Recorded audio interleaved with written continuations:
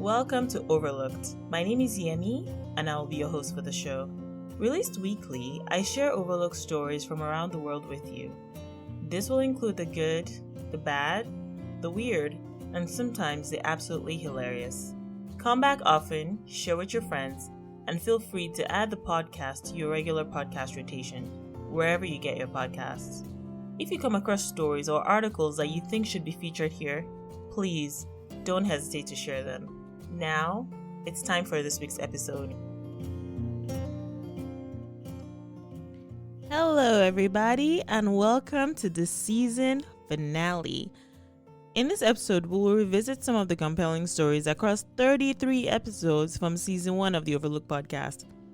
We will also discuss any updates that may have happened since these stories were first covered. Let's jump right in. So, in the first episode, we touched on desert locusts invading East Africa, kind of like the plague. This plague started in June 2019 and has continued into 2020. Even though the population of locust swarms has dropped steadily from the month of May to October this year, they are, as of November, primarily found in the Horn of Africa and in Yemen. The current outbreak started when Cyclone Mekunu in 2018 produced heavy rains in the Arabian Peninsula. By June 2019, the locusts had spread north to Iran, Pakistan, and India, and south to East Africa, particularly the Horn of Africa. By the end of 2019, there were swarms in Ethiopia, Eritrea, Somalia, Kenya, Saudi Arabia, Yemen, Egypt, Oman, Iran, India, and Pakistan. By June of 2020, after our original episode aired, a separate swarm had even appeared in South America, affecting Paraguay and Argentina.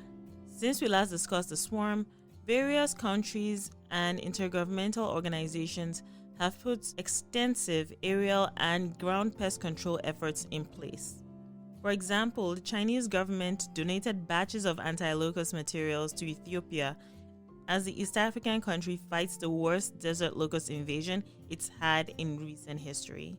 The Food and Agriculture Organization, or FAO, has also set up a locust watch to monitor the growth, decline, and spread of the infestation. In episode 6, we celebrated the official criminalization of female genital mutilation in Sudan, a country where about 87% of women between the ages of 14 and 49 years old have already undergone the procedure. Female genital mutilation, or FGM, can result in urinary tract infections, uterine infections, kidney infections, cysts, reproductive issues, and pain during intercourse. One of the fears that have come out since the law came into place and since the original episode aired was that FGM would be driven further underground, especially when girls are stuck at home rather than in school during the ongoing health crisis. The bright side is that organizations are keeping this in focus and keeping an eye on the country, the new rules, and how it's implemented. This turtlefish was the star of episode 18. The so-called fossil fish is an accidental hybrid between the American paddlefish and the Russian sturgeon. This oops baby happens to have Mama Sturgeon's bumpy back and carnivorous appetite, along with Papa Paddlefish's fins and pointy nose. Since the episode aired, more information has come out on how that unintentional creation must have happened. From an article in The Atlantic, a scientist named Ken Simmons has hypothesized that the reason this hybrid happened could have been because of an extra genome in the Russian sturgeon. This is a scientific breakthrough, because getting to the bottom of this mystery may inevitably reveal a lot about how reproductive barriers work at the genetic level, not just in primitive fishes, but also in other animals. Our special episode for the season focused on the violent crisis in southern Kaduna located in Nigeria.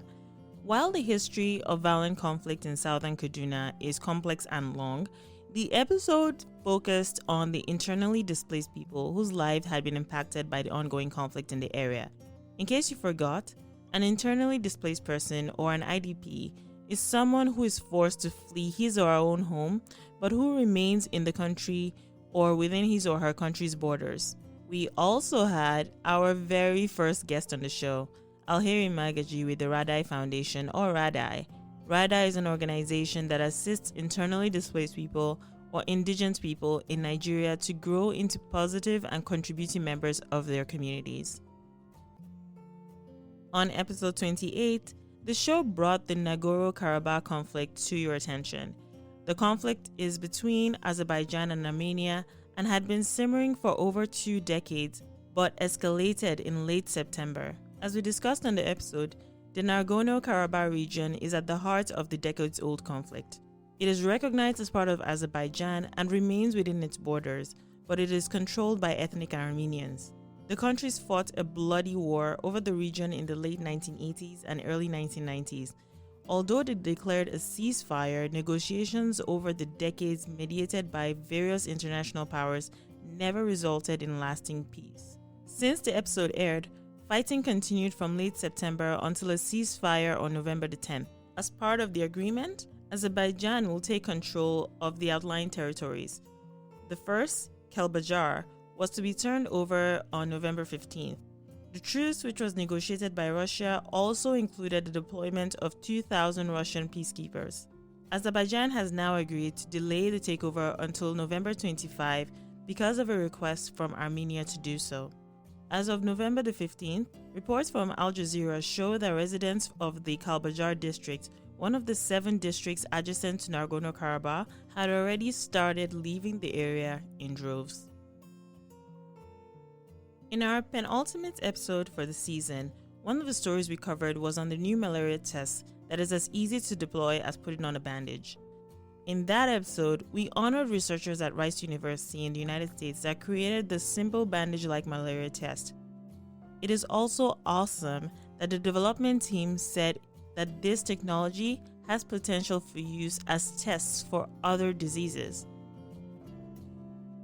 With that, friends, we wrap up season 1 of the Overlook podcast. I look forward to sharing more Overlook stories with you in the year 2021. Before I leave, as your host, I would like to thank you for leaning into this podcast week after week after week. And even though it's a little over a month early, let me be the first one to wish you a very happy new year in advance.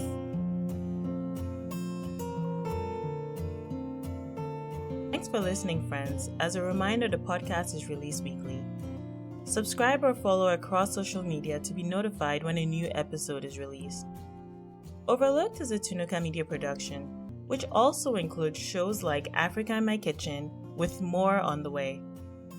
Follow Tunuka Media on Instagram, YouTube, Facebook, and Twitter to connect to say hi or to be on the forefront of upcoming shows and program schedules. Until next time, I'm your host, Yemi.